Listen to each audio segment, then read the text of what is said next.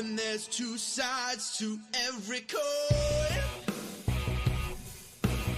Then there's a conversation you can join.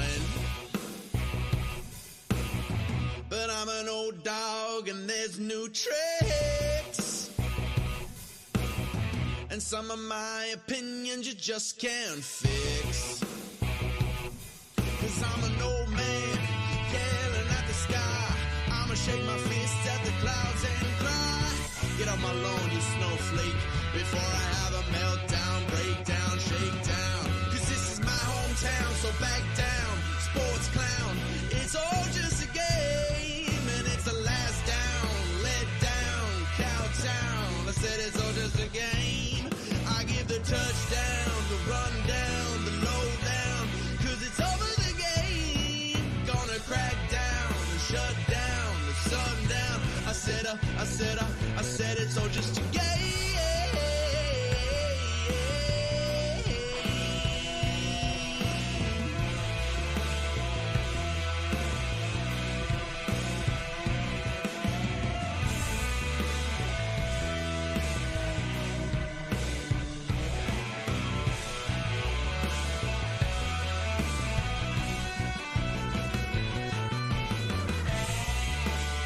Hello.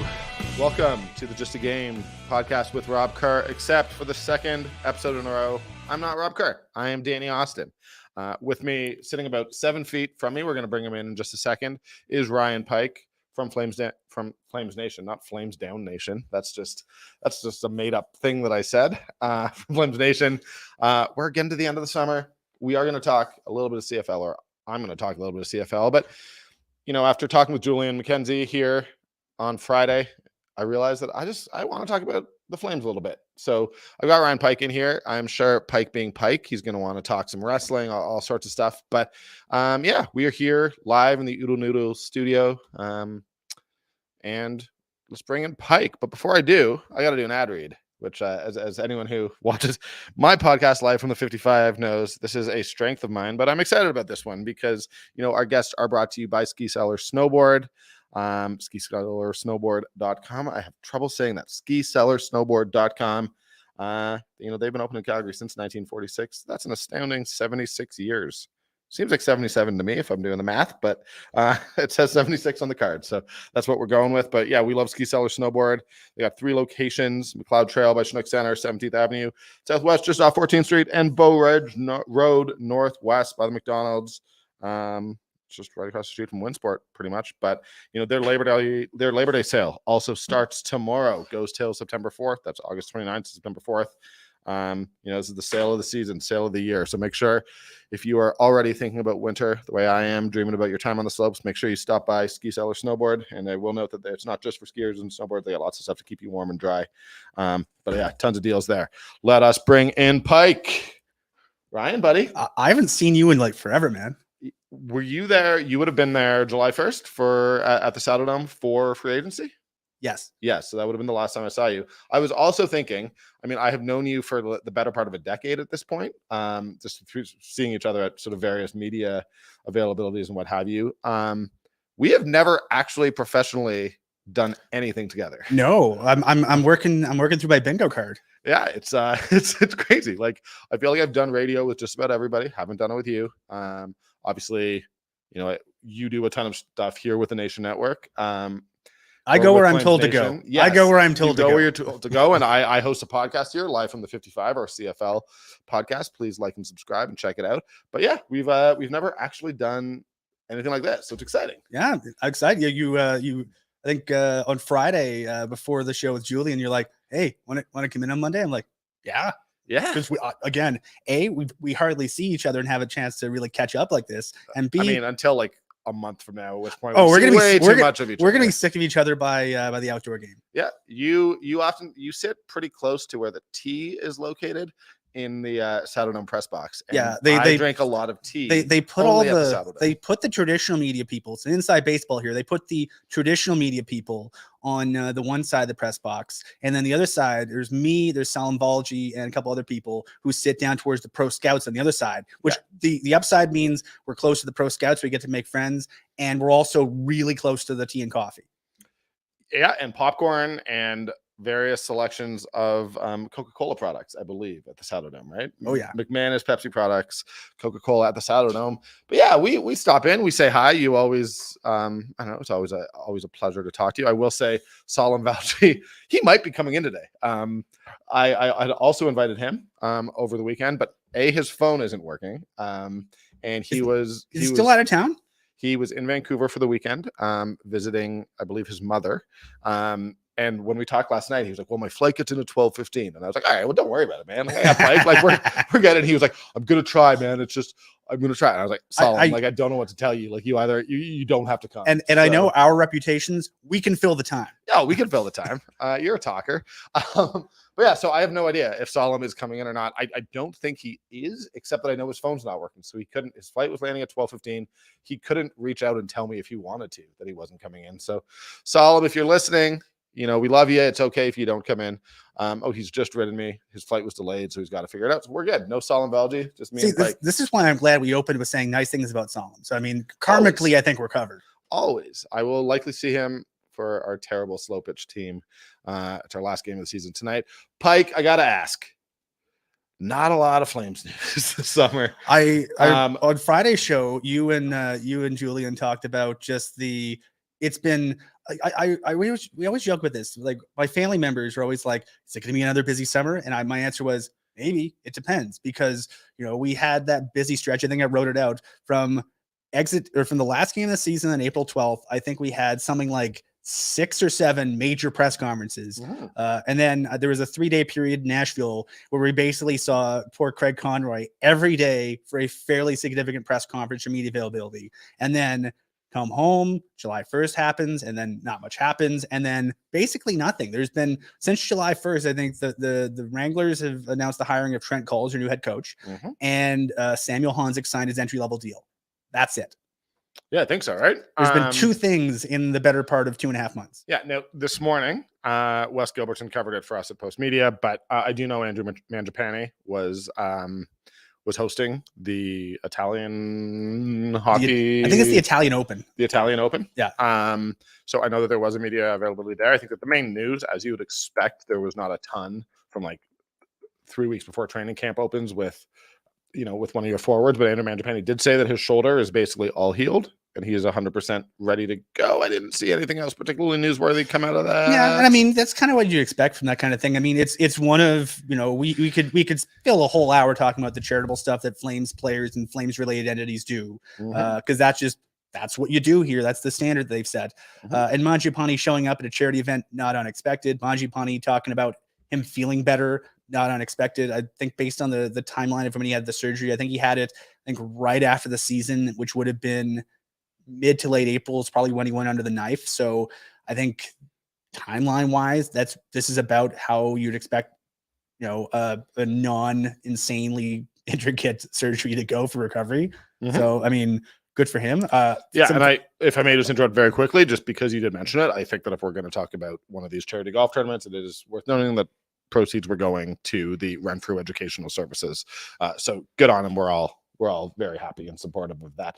But I don't know, what else were we expecting from Andrew Mangiapane at this point? He wasn't going to comment on trades or free agency. So cool. Yeah. He's healthy. That's what we need to know. And I think Andrew Mangiapane is a guy. He is one of the players who, whenever I talk to people, and I'll just ask you directly, when I ask people oh, what are your expectations for the Flames? Andrew Mangiapane is one who, if he gets back to the level that we saw from 2 seasons ago, you have hope. If he doesn't, you're probably not that optimistic. He's sort of one of that group of 5 or 6 players who you need that return to the mean. Yeah, well, that's let's be honest. I've been talking to a lot of people about this over the offseason. The Flames were a team that missed the playoffs by 3 points. They missed the playoffs by 3 points, despite the fact that their penalty kill was significantly below average. At 5-on-5, they were a decent offensive team. They should have been an exceptional offensive team with the amount of chances they got, but they couldn't bury anything, which speaks to a bunch of different factors we'll get into. Their defense was big whoopsies at bad times. Their goaltending just couldn't make that big save that they needed consistently. And so, it was one of those years where, the analytics community basically goes, well, they're fighting it. They're doing the right things, but things are going against them every time. And it's like, I was, do you feel like we do this in Calgary though? Like every second season? Well, and dating back to, I mean, I moved here in 2011, and sort of my impression of the Flames when I moved here, and, you know, I've become smarter and more educated, I hope, about them. But my impression had been that this was a team that had made the playoffs in 2004 and had gone on a Stanley Cup run and had just sort of always said, well, what if a couple things go differently, we can do that again. And potentially, you know, it's every second season they seem to miss the playoffs now or fall short of expectations. Yeah. Like it, and I don't actually believe that it's the other way, but it does feel like this is, well, especially like we shouldn't, this is, the goal should not be one good season, one bad season. And especially, like, you know, we'll get into this in future installments in other programs when certain things are on the market. But I've written a lot and researched this, you know, the history of the franchise a lot. You know, basically from when the Flames started in 72 until when, you know, Alco or Cliff Fletcher left and they sort of went through a revolving door of GMs in 92. The Flames were a team that was like, okay, build. And even, you know, there is, you know, Cliff Fletcher developed a reputation. His nickname was Trader Cliff because he had a good team and he was like, I don't want to have a good team. I want to have a great team. So he's constantly trading people. He traded Kent Nilsson coming off an insanely good season because he was injured for the playoffs and went, oh, okay, if we can do this well without him, let's try to replace him with something we can use. And so that turned into, you know, opening up spots for other guys. They traded, you know, very good defensemen. People don't remember this. They traded Paul Reinhart the year before they won the Stanley Cup. The training camp in 88, they traded Paul Reinhart because he was 29 going on 30, and he was, you know, he had a series of back and shoulder injuries in his career. And, you know, they had, you know, a bunch of good defensemen, and Cliff was going, I can't have 9 defensemen. I need to make some room for guys, and there's really no reason to have a guy I think is going to break down. So let's cash out when you have value. So you have to be ballsy to cash out on guys when there's still value. And it got them the Flames to Stanley Cup. They were constantly improving from 1972 until about 1990. And then the economy hit them. You know, the US dollar, you know, versus Canada, huge 60-cent dollar. You know, there was no salary cap. You know, you're a Canadian team paying your players in American dollars. It hurt. And, you know, the 90s were basically just economic factors just beating the Flames to death over and over and over again. And I'll give the Flames credit. They did a hell of a job just hanging in there. And then once the salary cap came in 2004, I think in a way, kind of the worst thing that could have happened to the Flames was that 2004 run. And not, you know, I think it saved them from a business standpoint, but I think from a hockey standpoint, the challenge is, like you mentioned, if you think, oh, you just got to get in, maybe you have a chance, then that really just tops you out as a team that can get in and try to make some noise. But you have to have, you know, some, you know, I'm not going to say they don't have backbone, but I think you have to be pretty ballsy and say, this is the plan. This is what we're doing. We're doing this, even when it's something as crazy as, you know, trading away really good players like Paul Reinhart right before, you know, coming up. They were the President's Trophy that year, and they traded their best defensive defenseman outside of like Al McInnes because they thought, okay, he's going to fall apart. He's physically going to fall apart. We need to figure out a way to maximize his value. And if you look at, you know, the Flames history at the aughts after the salary cap came in, it was Darryl Sutter trying to replicate the 2004 Magic. And the 2004 Magic was, you know, in a system where, you know, officials, we love you, it's a tough job. Nobody called anything. You could basically, you know, if you look at Jerome McGinley's highlight package up until 2004, it's him skating with guys basically water skiing behind him, hooking and holding. And it's you know, Jerome McGinley doing his best to pull like 3 guys behind him. And it's kind of a minor miracle he had the numbers he did when he did. Imagine him in an area where they actually call penalties. But they, you know, they went from, okay, we had this magic run, you know, instead of going, okay, you know, the Flames had, you know, hot hands for goaltending. Everything worked. Every change Darryl Sutter made in that, you know, that 02 to 04 period just worked and everyone fit. And then coming out of a lockout, everyone's a year older. Everyone's, you know, hasn't really played for a year. You don't really know how things are going to gel. And he tried to replicate the Flames magic, you know, special sauce for 3, 4, 5 years. And it just didn't work because you can't really do that. It's impossible. And I think to a certain extent, that kind of thing happened after 2015, where I think the Find a Way Flames run, where, you know, they got the best possible opponent for themselves in the first round. And, you know, they were asked, hey, can you beat Vancouver? And they they decisively beat Vancouver. It was a series that the Flames. That series was so much fun. It was like, so even fun. as someone who did not grow up here, is not by any stretch of the imagination. Like, I don't call myself a Flames fan, and I was pretty much pinned to the desk at the Calgary Sun at the time. It was such a fun series. It was just so much fun, and like, there's nothing quite like when the young up and comers sort of just catch the veteran team that expects to win by surprise. Yeah. And like, you know, particularly with the Calgary Vancouver, I love that series. But I think from like a macro and a micro standpoint, like, you know, micro, look at how they handled Sam Bennett, where it's like, okay, Sam Bennett came in, he was playing, I believe, primarily on line with it was Backlund and then a rotation of guys. Just, you know, a lot of different rotation on that line. But you put anyone with Michael Backlund, it'll be good. I think Sam Bennett's playing style really lended itself well to playoff hockey, where the rules are a bit relaxed and you can basically, you know, crash the net and not really be worried about getting a penalty unless you like two-handed guy. So do you think that's why Sam Bennett was so much better in the playoffs than the regular season? Like, I think so. It happened over and over and over. And I also think, you know, if you're looking at sort of, you know, how do you conceptualize, like, what's your job? It's like, well, today, Sam, your job is to go out and you're going to be, you know, I think matchups are really important in the playoffs. You're basically saying the same, you know, two lines and one defensive pairing. So if you're saying to Sam in the video room, hey, Sam, you're playing against these 6 guys, especially these 2 guys in your wing, and you're playing against these defensemen, these are the battles you need to win. You can really dig in and say, okay, good, I can wrap my head around this. And then, you know, for various reasons, part of it was the coaching turnover. Part of it was, you know, they tried, you know, they said to themselves, is he a winger? Is he a center? They tried him in both. His role kind of got muddy. And then the seasons afterwards, you know, you bring in guys like, you know, Matthew Tkachuk never played center growing up. So they never tried to turn him into a center. They said, Matthew Tkachuk, here's your job. You're going to be running shotgun with Backlund for a couple of years, and then we're going to let you loose. And it worked. You know, Andre Mangiapane comes in, and they're like, Andre Mangiapane, you can't play center, so you're just a winger. And I think that's one of the bigger challenges I think Dylan Dubé is experiencing now. And I think he's dealt with it really well so far.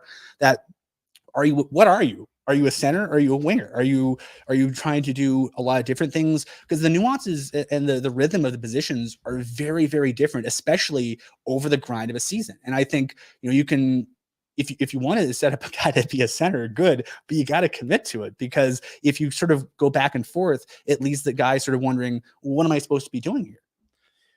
Yeah, and I mean, my impression of Ryan Huska is he's a guy who understands developing players. Like that does seem to be, you know, he's got the AHL background. He's got a good resume of getting guys to the NHL. Yeah, so I mean, and where do you see?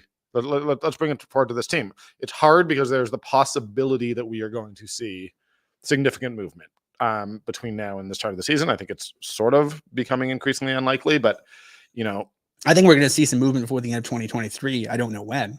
So okay, but you know what? I'm gonna alter my approach here. You know what I'm going to ask? Backlund, Lindholm, Hanifin, Tanev, Zadorov, Shillington. When do you think, I mean, I don't think that they're moving Shillington, but when do you think it is most likely that we see movement on one of those guys? Either a contract signed or you deal him? I think they'll get a sense of what's happening with Lindholm pretty early on, though.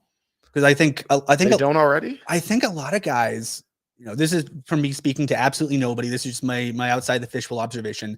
I think it's been a tough couple of years for a lot of people in and around the team. I mean, you know, you went from, you know, a COVID season to a bubble season to a season where you got yelled at all year, but you were winning, to a season where you got yelled at all year, but you were losing. And I think if you have the opportunity, like, let's be honest, the market is what the market is. It's not like teams are magically a lot of extra money. Said he couldn't go into the season with all 7 UFAs. He got 6.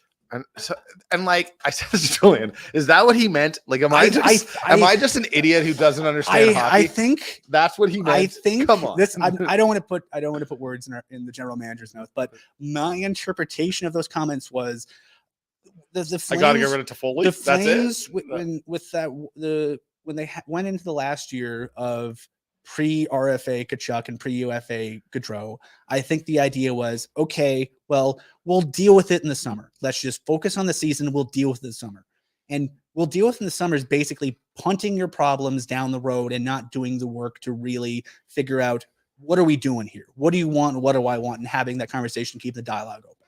And it's easy, they've done it a few times, and sometimes it works really well because it allows everyone to sort of clear their head and go into the conversations in the offseason with a clear mind and knowing what they want because they've had time to mull it over themselves. But sometimes, especially if you're a team with 6 significant UFAs, or maybe 7, I think you need to sort of have a sense, especially with how tumultuous the last couple of seasons were.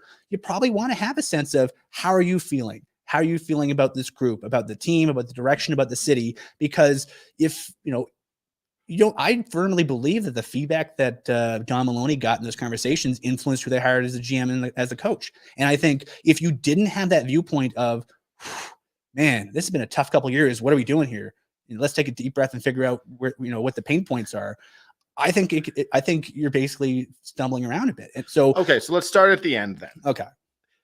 If you do not have it, I'm gonna isolate these 3 particular players. Okay. Backlund, Lindholm, and Hanifin. Yeah. At the trade deadline, if you do not have pen to paper, you have to trade them, right?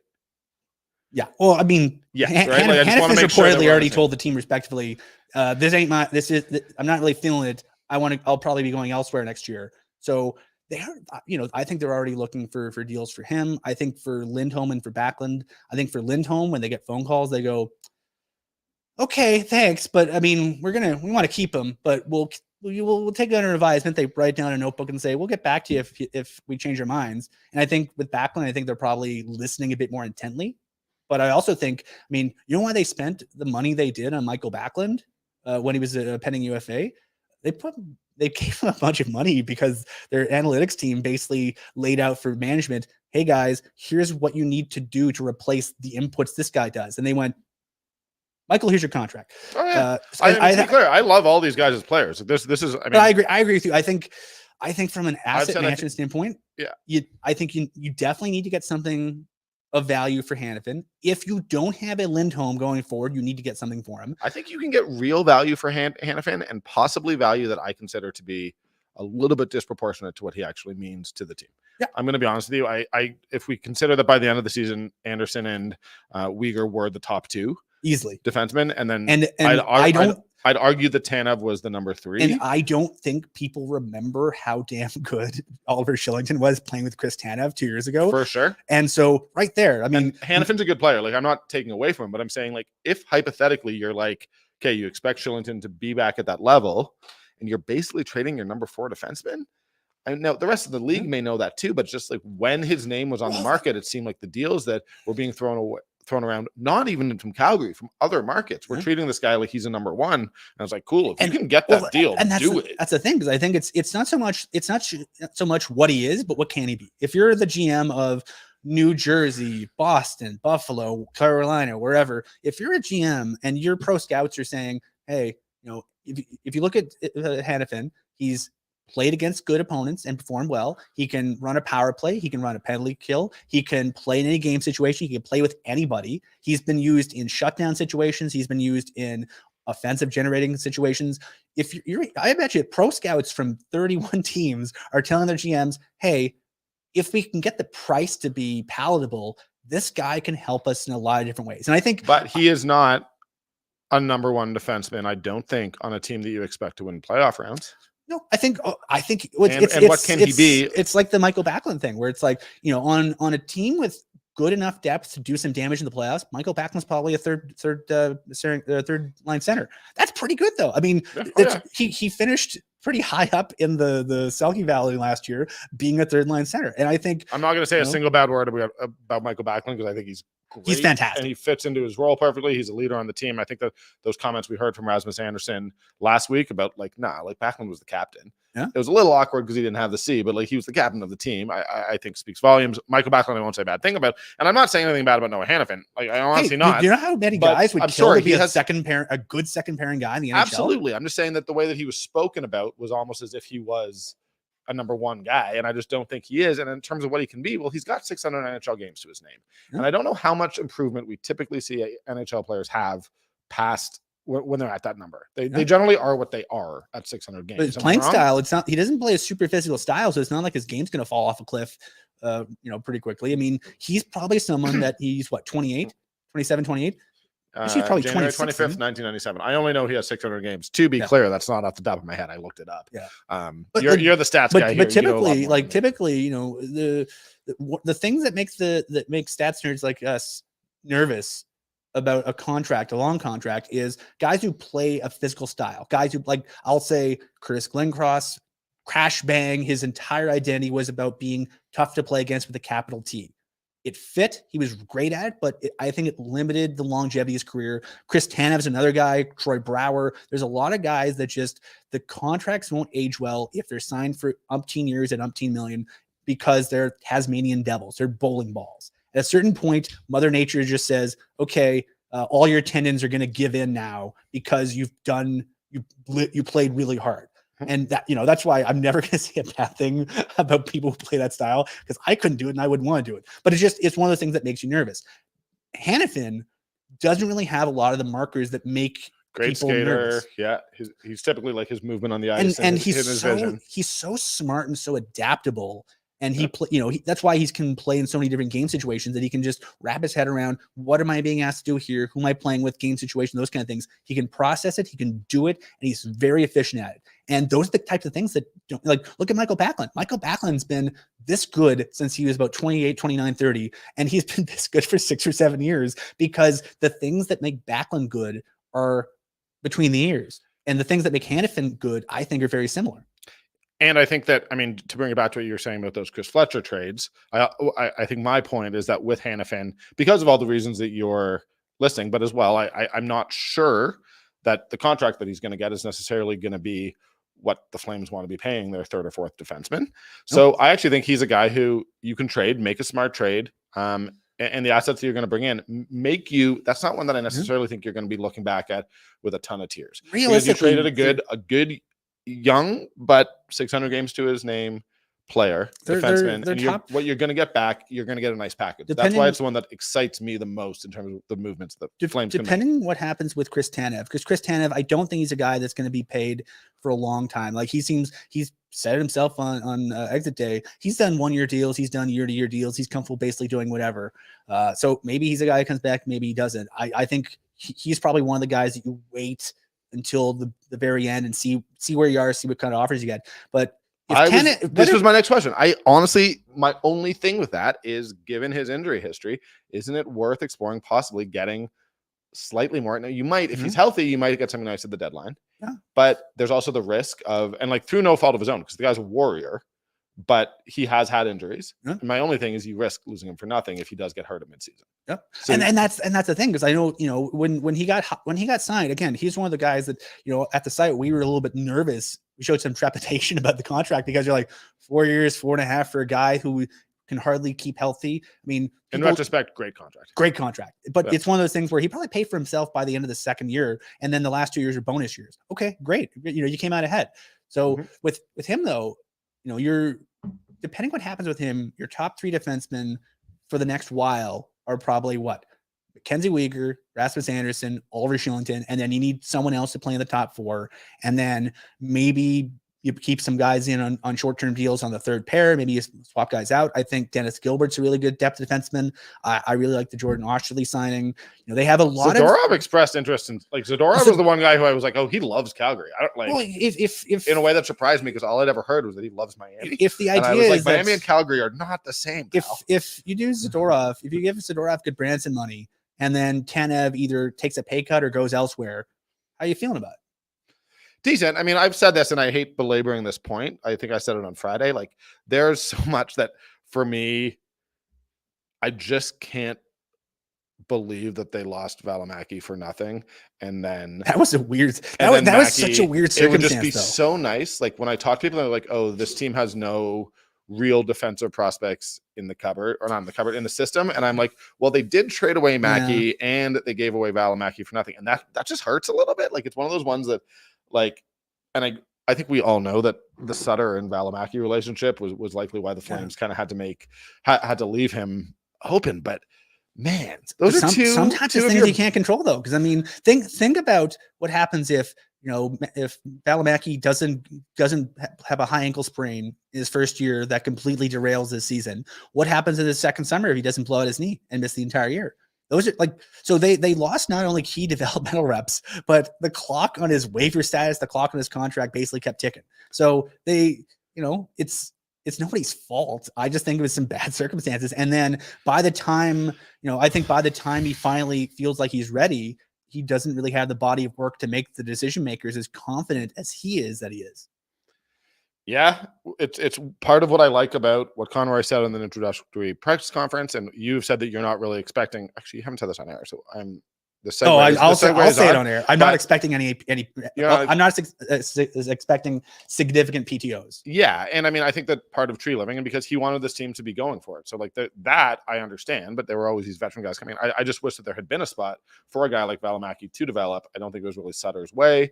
And I know that their timelines didn't match up perfectly, and as you mentioned, there were injury issues. And hey, same kind of thing with Sam Bennett. If you knew how things would go sideways for Sam Bennett in terms of his development in Calgary, maybe you go, okay. I mean, it sucks because you started his contract rolling by playing him in those 10 games in the 15 playoffs.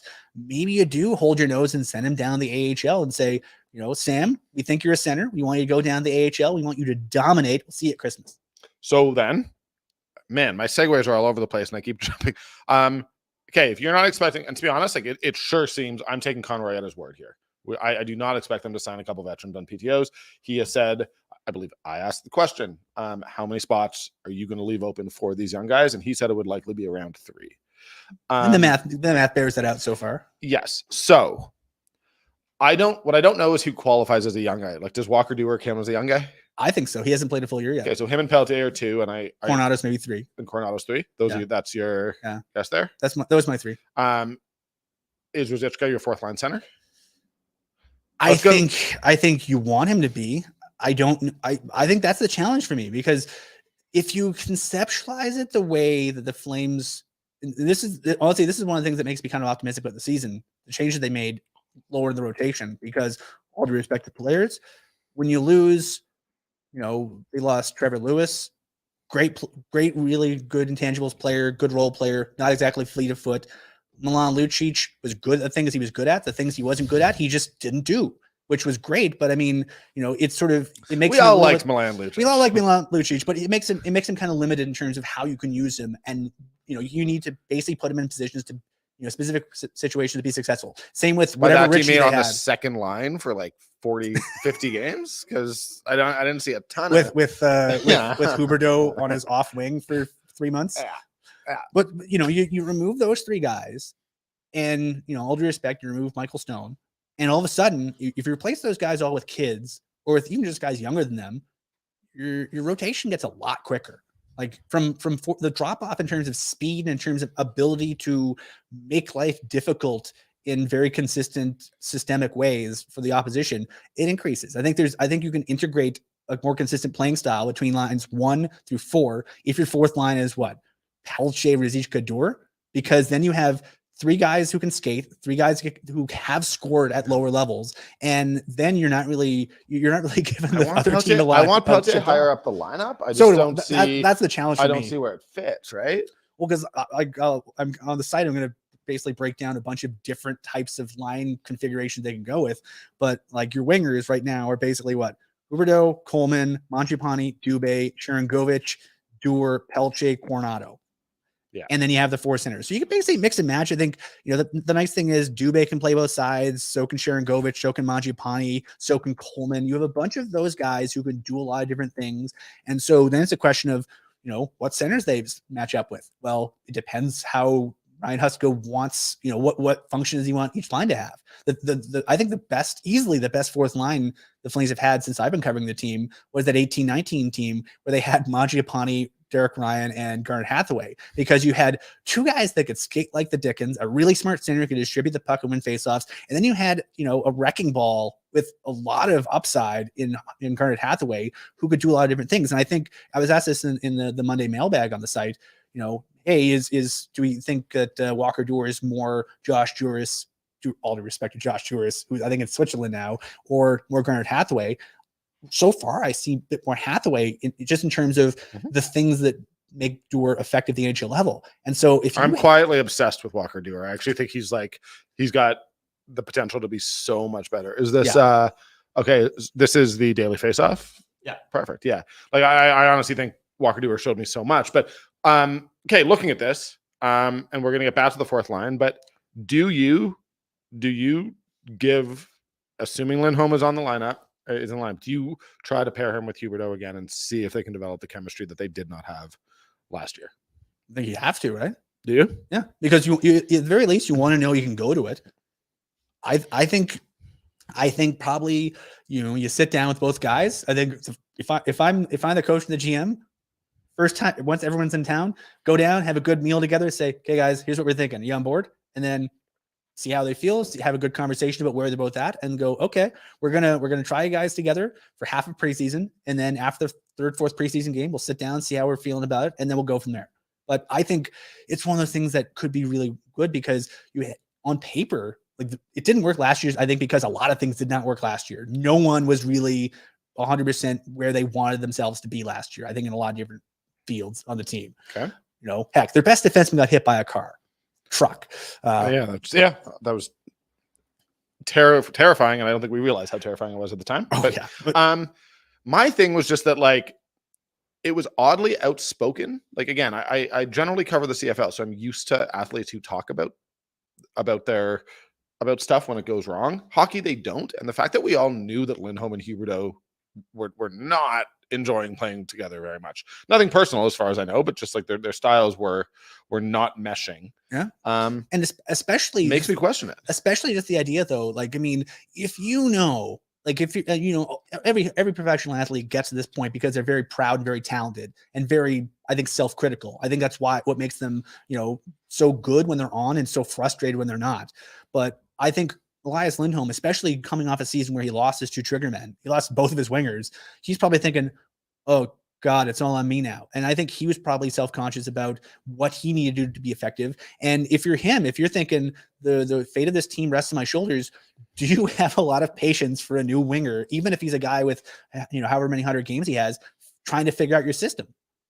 I think if you're thinking, this is the left side of the top line is not a place to be learning how to play Daryl Sutter hockey at this point. And so the guys he had success with were Dubé and Toffoli for the most part, the guys who knew the system. And fair. That's a valid point. I mean, Ruzicka weirdly had success there not weirdly, but had success there for a little while. A guy that came up through the same system, a guy who he'd been in camp, he'd been in training camp with, he'd seen a lot of Daryl Sutter Flames hockey. Mm-hmm. And I think he figured it out. He could just see it. And I think the nice thing was he came up through a Flames farm system that, under 3 different coaches, they've all played variations of the same kind of scheme. So even if you didn't really fully grasp the intricacies of Daryl's system, and I think a lot of guys struggle with that at times, even if you're Ruzicka, who's a rookie, you can just come in and be like, okay, I can figure this out as I go. I know about 80% of this. I can figure out the other 20% as I go. And I think Ruzicka, when he was, at his playing his best hockey over the season, I think that's when it worked for him because, he figured it out. But a lot of guys, I mean, I don't think Huberdeau, was really satisfied with this season, but I also think that's what's going to motivate him. I don't think you think that. I think Huberdeau was very vocal. He had no swagger. No swagger. Yeah. Can this team get its swagger back? Speaking on August 28th, it is a pertinent question. Do you have Sharangovich? Like, that's where, can we pull up the daily face-off again? Like, Sharangovich is a first liner? I think I want Coronado there, even though I think. Well, here's my question though. Coronado could fit. Mangiapane could fit. I think if everyone's on board with it, you keep Backlund and Coleman together, and then do you put Mangiapane there? Do you put Pelche there? Do you maybe move Coleman onto his left side and put Coronado on that line to get him going? Mm-hmm. Because that line's, if based on history, the Backlund Coleman duo has the puck a lot. And if you have a guy who made his name in college hockey and in the USHL, basically at every level of hockey he's played in since he was like 12, his bread and butter has been scoring goals. And if you have 2 guys that are really good possession guys that can get him the puck a lot, that could work. And then that frees up Mangiapane to play on the top line, or Mangiapane plays with Kadri. Like, that could do a lot of different things if you can get some chemistry going. That's why I think this is going to be, people ask me like, what can we expect from the Flames this year? I'm like, I don't know, man, because, there's so many different things that could, I think they're going to try a bunch of different stuff because I think I think the shackles are off a bit and they go, let's do weird stuff. Let's get creative in preseason. Let's try different things. Let's try different guys you wouldn't expect. Maybe Coronado plays in preseason games at center. Maybe Dubé plays in preseason games at center. I wouldn't expect them to be regulars, but if, Adam Ruzicka was a healthy scratch for about half to a third of the season last year, I don't think he's a given that he's an NHL regular. He probably should be based on his waiver status and seniority. But if you're thinking, okay, you just don't want to give it to him, you want him to have to beat someone out for it, maybe you have a couple concurrent battles going on with Dubé and Coronado trying to figure out, do we want to play center? Do we want to play wing? Do we want to do a little of both? Can it work with us doing both? Mm-hmm. And, especially they have some depth on the blue line now, depending on how things go. If everyone's healthy, you're probably starting off with, one, if not both, of Dennis Gilbert or Jordan Osterley, either in the press box or on the Wranglers. Maybe it rolls 11-7 for some games. Maybe you go 12. I think there's a lot of different things they could do. And I'm weirdly excited for preseason because I think they're going to try a lot of really creative things that they might not have had the gumption to try because, they tried traditional over and over and over again the last couple of years. And if traditional didn't work with the current configuration of the team, and the current configuration of the team is pretty close to what they had last year, get weird. Yeah, it's sort of remarkably close to what they had last year, to be honest, which I am still not all the way convinced is a good thing. What does excite me is, to be honest, just the feeling that they are going to try new things, and that when the definition of insanity is doing the same thing over and over again. Here's a question for you: How late do you think Sam Honzik stays in camp? Who in camp? That's more a question for you. Because that's the thing I think I'm really curious about because, he's got the size. He put up real good numbers. They really like him. They love a lot of things about him, and he's already under contract. I don't think you need to rush him, though. I think that you mentioned Sam Bennett. I think that take your time with these guys. You never want to be in the mushy middle. I think the Flames are a little bit in the mushy middle right now. Don't give your players time to develop. I think especially the guys with upside. Yes. And he is one of them. I mean, I think that the guy who I think you want to see, like Connor Zary needs to take a step forward in the AHL at this point, and you'd like to see him knocking on the door for some NHL playing time. He played every game last year. He stayed healthy. Yep. And the guy has scored an absolute dirt McGirt goal in the playoffs. So he's the one who I'm more. Everyone else, just give them some time. Now, with that said, I'm shocked that Dan Vladar is still. I really thought Dustin Wolf was going to be sort of coming in at number 2 for this team this year. Do you? Well, no, we sort of know the answer at this point. If Dan Vladar's there, they're just going to keep Dustin Wolf playing games and working on his development in the AHL until they can find a spot for him. Because they don't want him sitting on the bench. I'm under the impression that on paper is probably what they're going to go with for the season. So right now you're looking probably at Markstrom Vladar in Calgary for the NHL team, Wolf and Dansk in the AHL, and Radomski and Murphy in Rapid City. Rapid City hasn't signed a goalie yet. So I think Rapid City is sort of resigned to having those two guys. I don't know. I'm trying not to swear. I don't know anything about Rapid City. They're in South Dakota. They have an amazing mascot who's a minor. I just if you're expecting me to get into the breaking down the lines for Rapid City, I'm not going to do it. Do you think Wolf starts 8 games in the NHL this year? Yes. Okay. Here's what I think, and I'll bundle Hanifin in with it.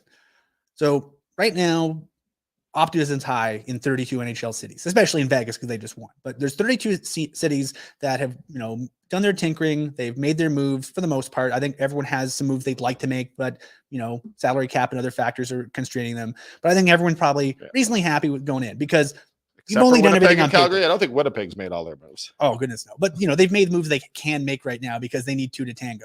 But right now, I think I have a big ugly spreadsheet in front of me. Every team basically exists like this. They exist on a spreadsheet. They exist in 2 dimensions where people go, oh, I think the team looks good because of blah, blah, blah, blah, blah. Once they get to training camp, then you sit down and be like, okay, who's going to show up in shape? Best shape of their lives? Who's going to show up in suboptimal shape? Who picked up weird injuries in the offseason? I mean, who's going to come in and have a bad preseason? Who's going to come in and have a preseason that makes their team go, oh, you know what? We could probably use Noah Hannafin. Make some phone calls. Or, someone's backup goalie is going to get lit up like a pinball machine throughout camp, and the Flames will start getting calls on Dan Vladar. Where if not in camp, the first month and a half of season where everyone's a little bit rusty and everyone's starting to ramp up. And, I don't think we really see the best of NHL teams until about, Thanksgiving, Canadian or American, to take your pick. But somewhere in between the Thanksgivings is where teams start figuring out what they're doing and really start clicking and start rolling. And the teams that end up winning a lot early on tend to be the teams that do better overall because of that. But I think a lot of teams are going to hit that, I think teams are going to get through October and go, case in point, there's a year where the Flames used Eddie Lack as their backup goalie. He did not last past U.S. Thanksgiving because he just wasn't exactly what they needed him to be a solid 2. And they ended up calling up Dan Vladar or calling up David Riddick. And by the end of the season, Eddie, I believe, I forget what they traded him, but they ended up trading away Eddie Lack to a different team. And then he basically puttered around for a little bit. But that's the kind of thing that happens where on paper, did Eddie Lack being the Flames backup goalie make sense? Yeah, it made great sense. You could look at it and go, yeah, okay, I can see why they do that based on, they want a veteran, they want a guy who made a certain amount of money, certain amount of experience, and then it just didn't work. There's going to be a lot of sort of, for lack of a better term, Eddie Lack situations in goal, on defense, up front, throughout the league. And I think that's kind of one of the things that's going to make the next, 3 months between maybe now and U.S. Thanksgiving, maybe now and Christmas, chaos, because I think a lot of teams are going to start playing that game of, what do they got over there? So to go back to my original, where we started on this, when we said these 6 free agents, you actually where you're at is, look, that you gain more leverage once the season starts. The move has been basically since the draft to hold on to these guys until the deals will get better, in your opinion? Problems become more acute once they're in front of you. If right now, if you're thinking, I don't like our defensive depth, but we don't play games till October. If you don't like your defensive depth when you start losing games, it's a much bigger problem, because all of a sudden it's not just you sitting on the dock of your summer house in Kelowna going, we'll see how it looks in camp. Once you've actually sat down and start losing games, then all of a sudden you have, your owner, president of hockey ops, fans, your coach, players going, what are we doing, guys? And I think once you got people banging on your door telling you to solve a problem, you solve a problem because you just want to stop being bothered. Yeah, and I mean, it's interesting. I do look at the NHL right now, and I mean, for me, one of the narratives going into the season is just you have these teams, these young teams in the East who are knocking on the door, but then there's not really teams in the Eastern playoff position who are going to be who look likely to drop out. What are you thinking? Buffalo, Detroit, Ottawa. Yeah, I think those are the 3 I have in terms of they could take a leap, but is that leap going to be enough? And I mean, Boston, I think we all think has dropped off, but you just look at the Atlantic, which I just pulled up. You have Boston, Toronto, Tampa. Toronto and Tampa aren't going anywhere. Florida made the Cup final. So you're Buffalo, Ottawa, Detroit. You're trying to get one of their spots. What's available? So those are the teams where I kind of look and I'm like, man, if you're Craig Conroy, those teams get off to a good start and think that that might be sort of where you're looking at for some of these guys, right? Yeah, teams that see where think of themselves that 14, 15 Flames group, and you go, hey guys, I mean, we got all these guys sitting here. Can we interest you in some of these things? We'll just take your 3rd best prospect. And those teams might be the ones where, I mean, I know that we've heard, particularly Buffalo and Detroit bandied around a little bit throughout the summer, but they also might be the teams that they're the opposite of what you're saying. They get onto a hot start and they become more likely to want to strengthen as opposed to a slow start, right? So I largely agree with you. I found it, I accepted that it would probably be another move at the draft, but then in retrospect, it's hard to talk about, because the reality is I think Conroy is right. If you don't get the deal for these guys, hang on. But I also just don't overvalue them. You might not get a better deal. And especially I know a lot of fans were bugging me, probably bugging other people too about, how come the Flames didn't get more 23 picks? And I get it, but this was the draft class that, since these kids were 14 or 15, head of amateur scouts have been telling their GMs, man, just don't move my 23 picks, okay? You can do whatever you want with the 22s, the 24s, whatever. Hell, when Brad Treliving, when they made the Sean Monahan trade, originally, I believe Montreal, as they should have, asked, can we have your 23 first? And they got told very bluntly, no. I don't think it was a conversation. I said, I think they went no, and then it turned into the Russia nesting doll of weird conditional trades. Hindsight is 2020. The only guys you were going to get first rounders for were Gaudreau and Tkachuk. And in the situation where the Flames were a year to a year and a half ago, they weren't trading those guys. I mean, they got a first rounder for Tkachuk.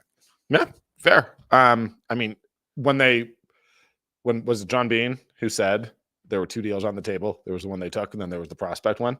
I think that there are people who would go back and say, oh, you should have taken the prospects. But I am the first to admit I did not think that at the time. I was very impressed with what they got. So it's like only worth. I still think, should fans be comfortable with the length of the contracts to give those guys? Yeah, I mean, I'm never fully comfortable with any contracts because there's always risk. I mean, there's no such thing as a sure thing. Even if you sign a guy to a 1-year deal, he could blow out his knee in summer training, and then it's a wash. You need more from Huberdeau. That's a bad deal until you get more from Huberdeau. Yeah, and I think I'm not willing to backtrack on that. If Huberdeau is not better than you, Uyghur at 625 is not only quite good business, but I think it's also the kind of deal where unless Rasmus Andersson turns into even more of a defensive juggernaut, if I'm his agent, I simply just look at that contract and say, can we have that? And then I think maybe you make some adjustments for percentage of cap raise. I mean, Rasmus is going to get more. Did you say 625? I think getting more than 625. That's the conversation. I think the entirety of the conversation starts with, okay, look what he got. Let's have a conversation about, impacts and stuff. But I think that's a really good framing device. And I think some of the best contract work that Brad Living did was sort of getting guys, getting your players signed early on to deals that sort of structured the cap structure and your contract structure for the rest of the team. They signed Mark Giordano when he became their best player, and then it became very difficult to pay anyone more than your best player. Who is the Flames' best player? Out of curiosity, is it not Rasmus Andersson? Based on last year's Rasmus Andersson. And you're maybe he's getting you can last 4 25 million games, a year less than Jonathan Huberdeau? I feel bad. Okay, I'll just throw this out. Uyghur, after the All-Star break, fantastic. Yeah, played the best. Anderson in the same period was just hit by a car. So we totally have Uyghur at his best and Anderson at his best to compare. So I want to see that. I want to see those guys compete because I think those guys were already playing a lot together in different really high leverage situations.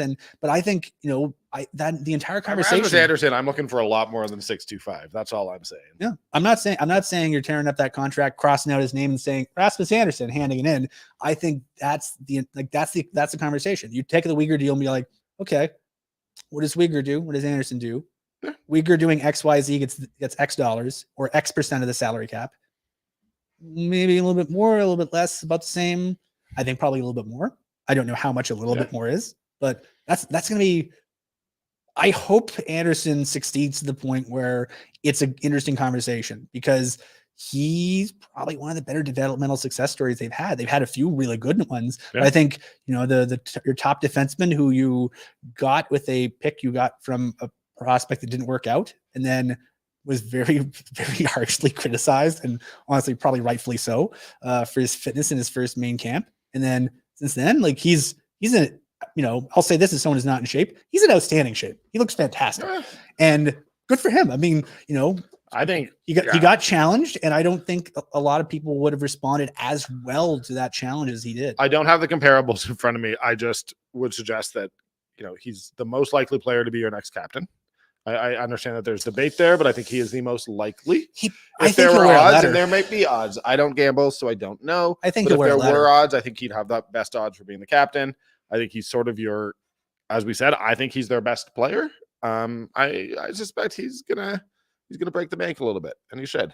Yeah, I mean, if you're the Flames, you're probably hoping he has a couple seasons between now and then. What, he's got 3 years left? Well, if you're going for it, you need him to be a top if he's the guy that they like, they have a lot of faith and a lot of belief in him. If he's the guy that they think he can be, they're going to very politely shell out a very big check to him and say, please stick around. We really like you. 100%. They have to. I don't think there's any choice there. All right. We're at 154. So we're probably going to go for 7 to 10 more minutes here. That's what I will say. What else have you done I feel like we've done a lot of Flames talk. What else have you done this summer, man? I know you're a wrestling guy. I know you like MMA. I went to Vegas for an AEW show. I went to the AEW show here. I got married. It's been a busy summer. You got married? Yeah. I didn't realize that. Congratulations. That's on me for not. I've been busy, man. Man, look at that. What a friend I am. This is why we catch up. That's why we catch up. That's why we catch up. How good wedding? No, it was fun. Enjoyed it. Cool. It was fun. No one got thrown out, and everyone seemed to have a good time. So nice. That was all. Everyone who showed up. Everyone said what they were supposed to say when they were supposed to say it, and no one got thrown out by security. That's great. Yeah. Congratulations. Yeah, it was a good time. You really caught me off guard with that one. We should probably go back to Flames. That's hilarious. Danny's gonna go home. There's gonna be a photo of us on his mantle. He's just gonna put down, face down now. Apparently, I feel terrible for so casually being like, "What's up with this? What's up with your summer, bro?" Okay, let's Flames question. Do you think they finished ahead of Seattle? I don't know. I think they don't finish ahead of Vegas or Edmonton. Probably not Vegas. LA Edmonton is going to be better. I think at least on paper, the clear class of the Pacific are Vegas, Edmonton, and LA. And then there's a lot of questions. Can Seattle keep their mojo going? Can the Flames bounce back from everything that went wrong with them last year? Can the Canucks find a way to take a step? I think on paper, there's San Jose and LA, or San Jose and Anaheim at the bottom, although I don't think they're going to be quite as dirt bad as they were last year. And you have the top three teams that I just mentioned. Mm-hmm. And then you have a bunch of teams that could finish in a bunch of different orders. Vancouver's got such good players, but I don't see them being better.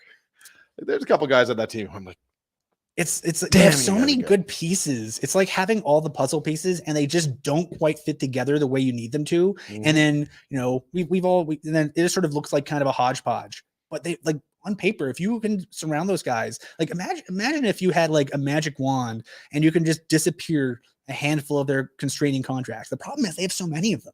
I mean, the Flames, the expensive contracts that people don't think are going to age well, or at least the Flames quote unquote core guys, they're the guys that they're going to ride or die with. So you can go, okay, I can see why they do that. And they don't really have a lot of guys down the rotation that are making weird amounts of money. It's more or less structured the way you would. Vancouver's just kind of all over the place. And I don't know how it's going to work. Yeah, and I mean, my feeling is that now that Brad Tree living somewhere else, we know how much he loves big contracts with guys in their 30s. So just sort of start offloading some of those guys to the Flames eventually, because Brad loves old guys who are overpaid. Hey, all I know is Mark Giordano's making what, $800,000 or something weird like that? Yeah, I know. Well, that's where I honestly do think that's where like Tanev just makes sense if you can get him to Toronto. He's a Toronto guy. He would fit in well. He brings a toughness that they need. Can they afford him though? Because they just signed a big deal to a very good player. No, they can't. And all their money's eaten up. Yeah. I think they have other big deals to sign, right? Like that's the other thing. It's not done. I'll say this: when my gut says, this is based on no inside information whatsoever, my gut says Lindholm probably sticks around. Probably. This might not age well, but probably. The thing I'm really curious about is how the contract is built. Because if I were, I was thinking about this when I was on a morning walk the other day. This is the weird stuff I think about, how to structure NHL contracts. Now that you're married, you just go on morning walks, eh? Yeah, I'm like, how would I do it? I mean, you front load it. The good example is the Austin Matthews deal, where Austin Matthews is making league minimum salary the first 2 years of his new deal. And he's getting like $1 billion, like 12, 14, $15 million in signing bonuses. Signing bonuses are taxed differently, but they're basically, there's no escrow in signing bonuses. You just get the money.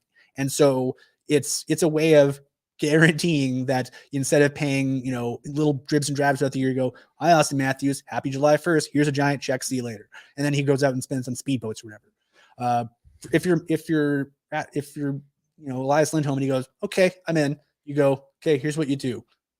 First 4 years or whatever, let's assume it's an 8-year deal. First 4 or 5, however many years, you go full no move, no trade, wherever will make him happy. And you load that sucker up with signing bonuses.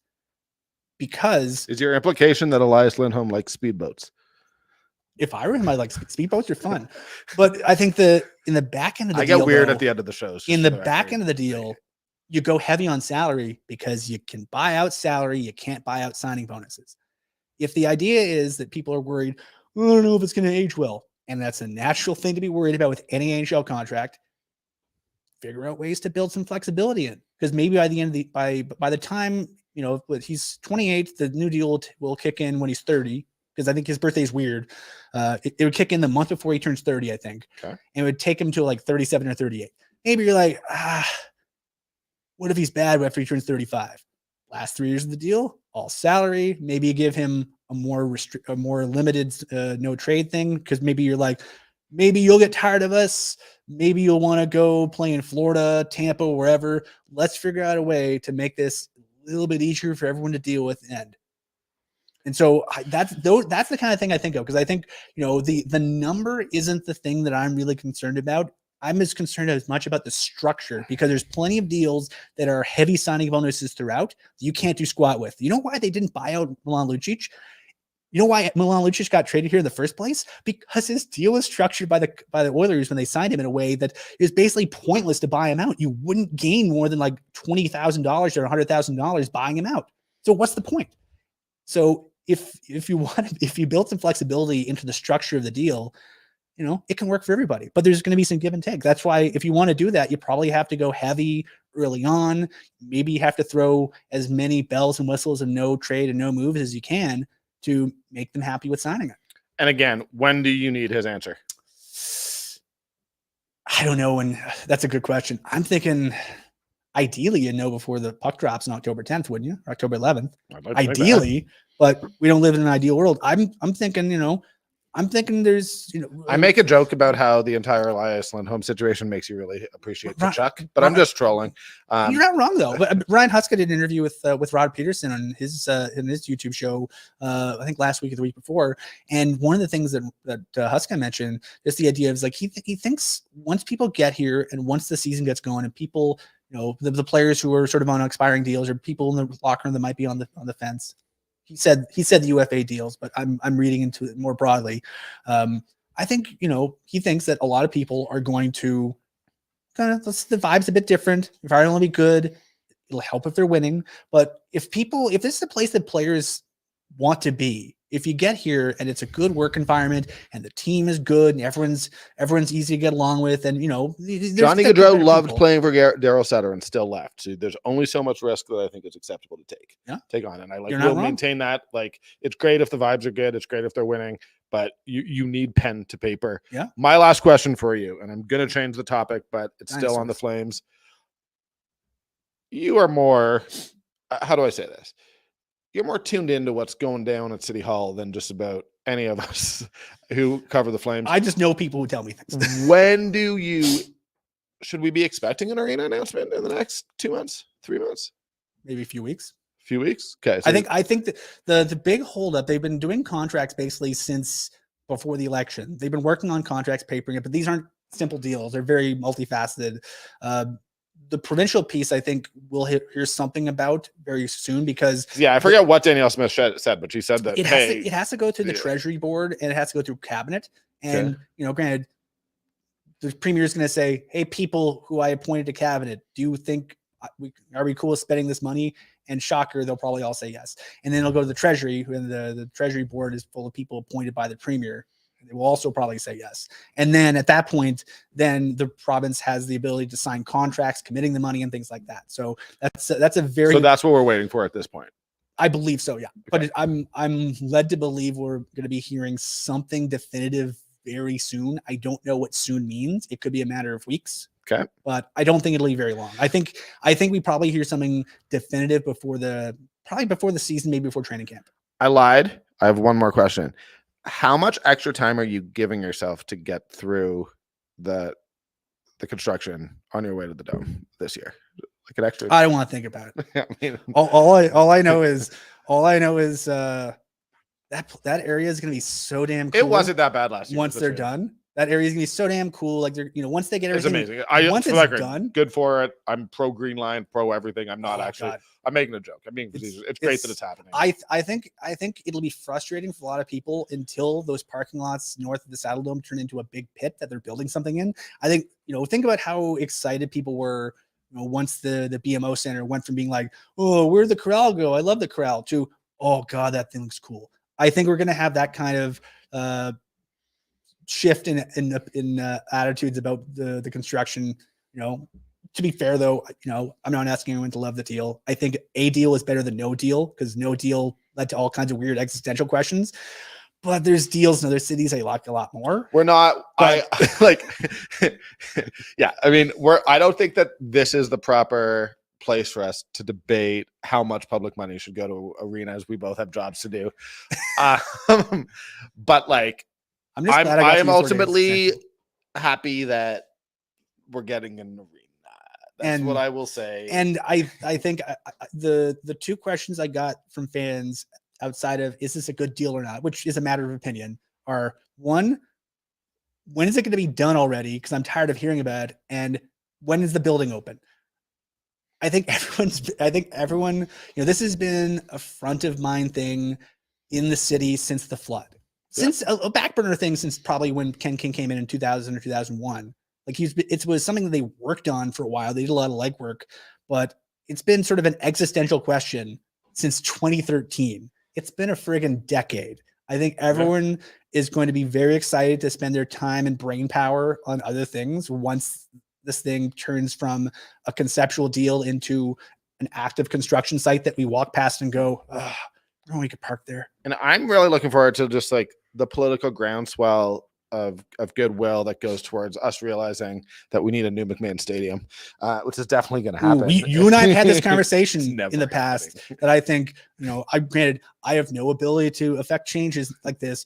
I think if I were in charge, I would say, okay, Cavalry, Samps, let's figure out what we can do together, and then let's figure out a way to make it awesome. Because I think the Cavalry, the best thing Cavalry has going though is that they have a stadium that actually fits their fan base, right? Like, but you're also going to 5,000 people in a 25,000. I think that's the challenge, though. I think that's a challenge. Like, I'm really curious how that field house turns into, because could Cavalry play some games at the field house? I'm not sure what the capacity would be. Well, with the Dinos moving out of McMahon, like, it's just, if it's not good enough for the university team, it shouldn't be good enough for a professional football team. But we are not. Honestly, my impression is like, we can talk about how badly we need it. It's not going to do us any good in terms of actually getting it. Well, I think we'll have future opportunities to get philosophical and nerdy about infrastructure questions. 100%. We should. And I'm looking forward to it. Let's do Infrastructure Pod with Pike and Danny. Ryan, it's us talking about bridges for 2 hours. Yeah, I'm pumped about that bridge. I'm pumped about them extending 17th. I'm very excited about all of it. I love public transit. Ryan, is there anything you want to throw to? We're in the middle of our annual countdown of the top prospects of the Flames organization. I think we're at 13 today. I think it was Adar Suniev at 13, and we're going to be counting the rest of them down every weekday between now and I believe early September, at which case we'll run out of people to count down. And then coincidentally, the training camp will start at that point. Strange how we worked that out. Unbelievable. Yeah, because there's nothing between now and the golf tournament, right? We're pretty much... because I think the golf tournament's the 12th and 13th, and then veterans report or rookies report on the 13th, and then they go to Penticton. And then I believe Huska said on Rob Peterson, veterans report for medicals on the 20th. So it is, Jesus, it's 3 weeks. That's coming. It's 3 weeks, and then it's gonna basically be the fire hose again. Yeah. Between now and sometime in the spring. Come out to the Labor Day Classic, guys. That's what I say. We have 3 weeks before Flames take over, but lots of fun stuff happening at the stadium. The Edmonton Elks have won 2 games in a row, so lots of intrigue there. Honestly, my guest was brought to you by Ski Cellar Snowboard, skicellarsnowboard.com. I said it right at the time, although I didn't like the way I said my guest to start. Either way, they've been around since 1946. That's 76 years. They got 3 locations: McLeod Trail by Chinook Center, 17th Avenue just off 14th Street, and Bow Ridge Road Northwest by the McDonald's at Winsport. Also, their Labor Day sale starts tomorrow, August 29th. It's one of the best sales in the city, August 29th to September 4th. And it's not just skiers and snowboards.